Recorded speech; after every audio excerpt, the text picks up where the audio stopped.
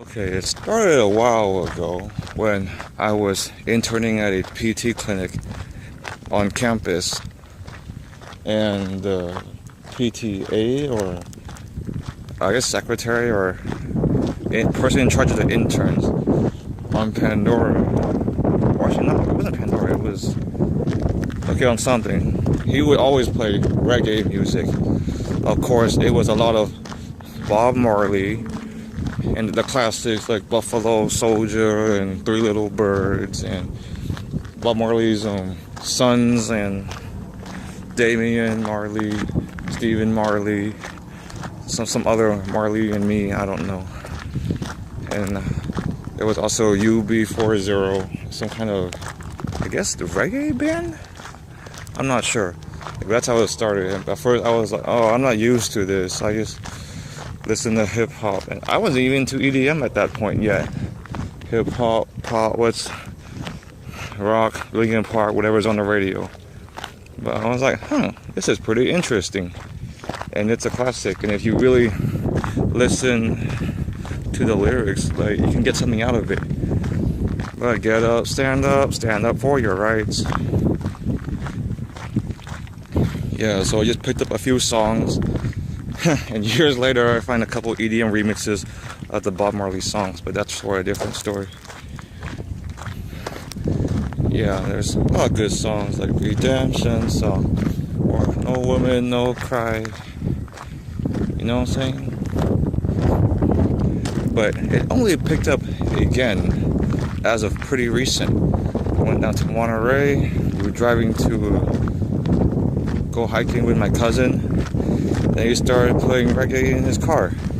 He had 2 albums of this reggae band called Soulja.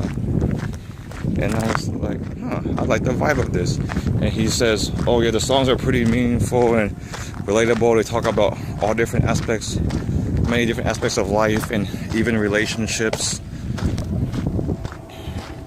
And of course, I'm really into EDM at that point.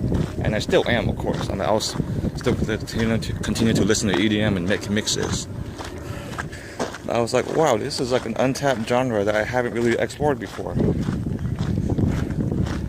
And of course, I knew a couple friends who were into reggae, so I messaged them for suggestions. And I came home from the trip. I mean, I wrote down the names of the bands and albums, but I kind of slept on it for a bit. It didn't really do much. Until about a month later, I was like, okay, I'll look for these albums and download them. Went to this reggae site. Okay, I only knew like 2 bands at a time, and then they gave me 3 more bands, and then I pretty much downloaded like a gig of reggae. So far, I've only listened to 2 Soulja albums, and apparently this is just California reggae, like local reggae.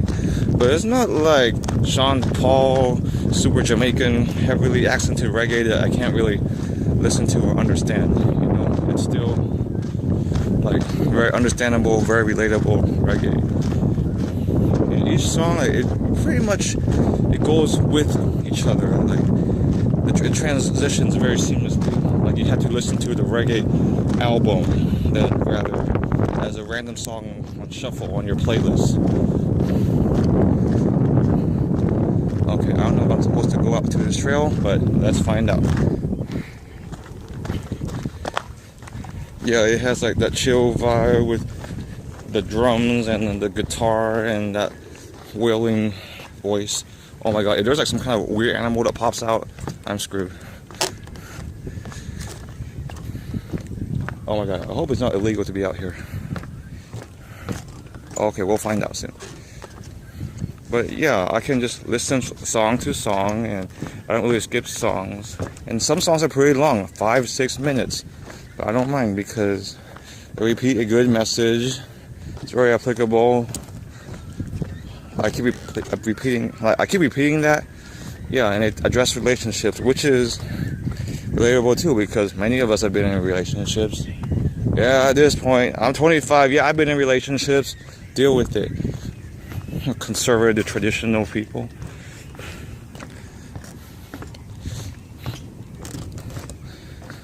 But yeah, I remember I woke up yesterday. I woke up earlier against my will and I was tired of listening to the podcast. Yeah, it ends there, so I'm gonna head back.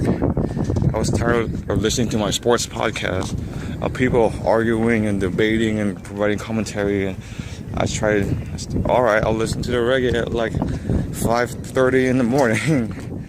And it just started from there. I was listening to it in my bed, I was listening to it in my car, when I drive, and it's good driving music, surprisingly. Like, you don't always need to be hyped up to drive, like I realized. Like, it's pretty calm and soothing and relaxing and meaningful, and it's like a relaxed vibe, and it's pretty cerebral too. It takes a lot of thought into making a reggae song. I could tell that the artists put a lot of effort or have been through a fair amount of life experiences in order to make these songs. It's not shoddy or cheap music production or composing. It's not easily pop. Like, of course, it's not gonna be in the top 40 radio. Well, ideally, it would be.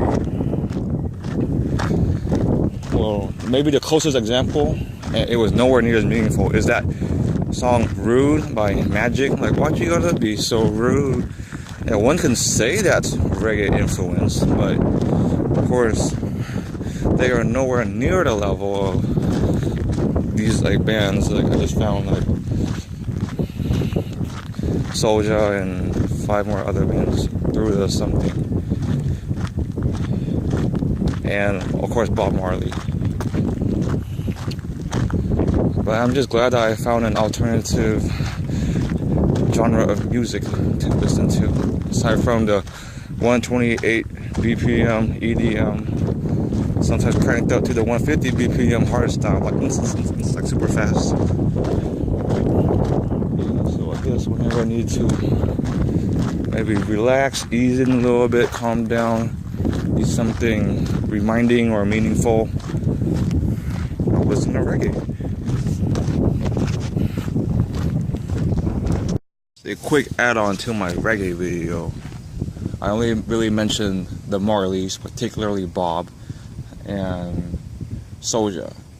I forgot to mention I also found out about the Green, Through the Roots, Revolution, and Tribal Seeds.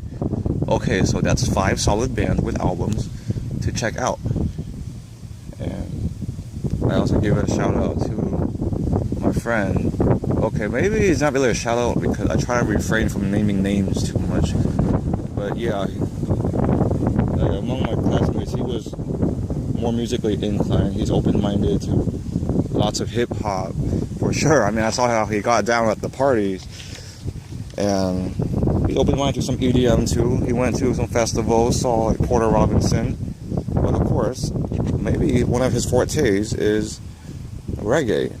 And then I just asked him, what are some good reggae artists or music to check out? And he sent me like a big ass paragraph about like different artists and songs and albums and who to check out and in what order and why. And got me thinking, this must be how I'm like whenever I share my knowledge or information about music. I mean, it's passionate, and very knowledgeable. I just hope it never comes across as overbearing or overwhelming. But nonetheless, I'm grateful that he did that for me, like how I tend to do for others.